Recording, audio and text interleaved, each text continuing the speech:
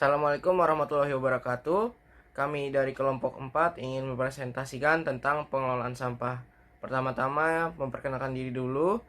Mulai dari saya, Muhammad Fatrani Elusia 03 17 10 40 dan Ilham Nurhuda Ramadan 10 16 10 44, Jihan Silvi R 11 18 10 38 dan Muhammad Riyad Mojo 03 18 10 54.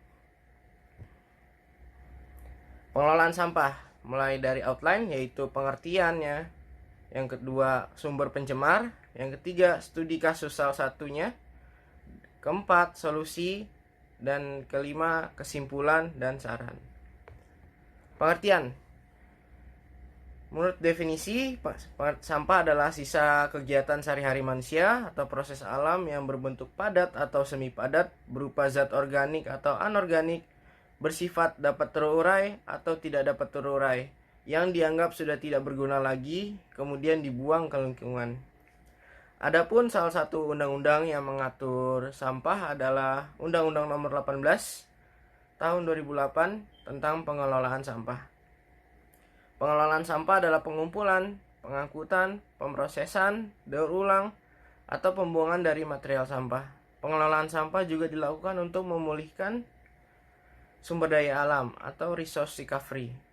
Pengelolaan sampah bisa melibatkan zat padat, cair, gas, atau radioaktif dengan metode keterampilan khusus untuk masing-masing jenis zat. Dan salah satunya kerajinan tangan adalah menciptakan suatu produk atau barang yang dilakukan dengan tangan, memiliki fungsi pakai atau keindahan sehingga memiliki nilai jual. Oke, saya akan membahas tentang sumber pencemaran. Di sini masih terdapat kebiasaan buang sampah sembarangan, membuat lingkungan tidak sepenuhnya terbebas dari sampah. Sampah rumah tangga juga merupakan salah satu penyumbang sampah terbesar di lingkungan. Ada berbagai jenis sampah yang dihasilkan dari rumah tangga. Salah satunya adalah ampas kelapa. Walaupun bukan termasuk sampah yang umum dihasilkan rumah tangga, tapi terdapat beberapa yang memakai kelapa untuk kebutuhan sehari-hari. Jadi untuk studi kasus kita ini adalah pemanfaatan ampas kelapa yang mana sebagian besar digunakan sebagai pakan ternak, membuat kami berinisiatif untuk membuat ampas kelapa menjadi suatu barang yang memiliki nilai atau harga jual yang membuat lukisan menggunakan ampas kelapa menjadi bahan utamanya. Perkenalkan, nama saya Muhammad Riyad Mojo, NIM 03181054. Kemudian, mengapa ampas kelapa?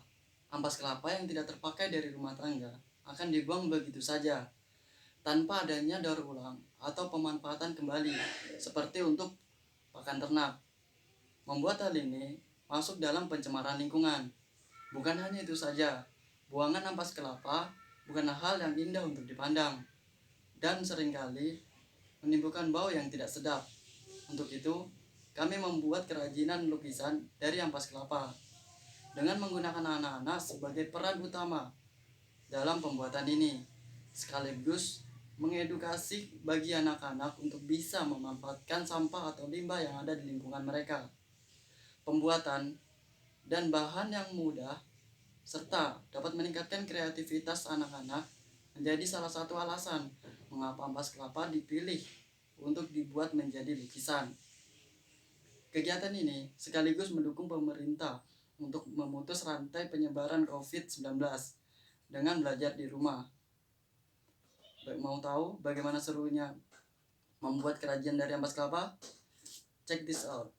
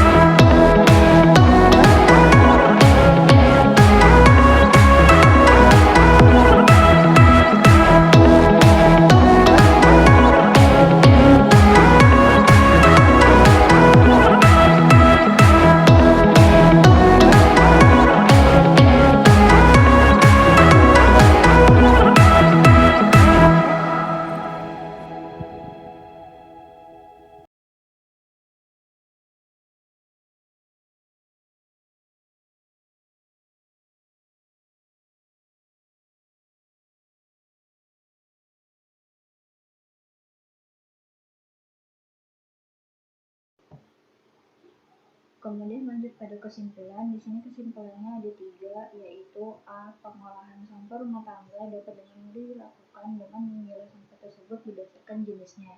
Sampah organik dapat dibuat menjadi kompos, sedangkan sampah anorganik dapat dibuat menjadi kerajinan seperti lukisan dari ampas kelapa, hiasan lampu dari botol, tempat duduk dari botol, dan masih banyak lagi. B. Pembuatan kerajinan ampas kelapa menjadi lukisan dimulai dari pengumpulan ampas kelapa, pewarnaan, penjemuran, pembuatan sketsa, pembuatan lem dari tepung kanji, penempelan ampas kelapa, dan ditempatkan pada bingkai foto. Yang C. Anak-anak mampu memahami bagaimana mengolah sampah di rumah menjadi barang yang berguna dan menjadi lebih kreatif dalam membuat kerajinan. Kemudian ada saran. Saran di sini juga ada 3, yaitu A. Perlu membuat tempat penyimpanan sampah yang sudah dipisahkan berdasarkan jenisnya agar tidak menimbulkan bau yang tidak sedap. B. Pembuatan lem yang baik agar ampas kelapa dapat menempel dengan sempurna pada bingkai foto. C.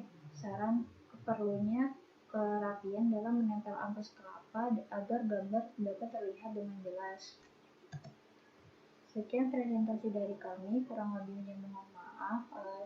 Jika ada pertanyaan silahkan dimasukkan ke dalam kolom komentar. Terima kasih. Wassalamualaikum warahmatullahi wabarakatuh.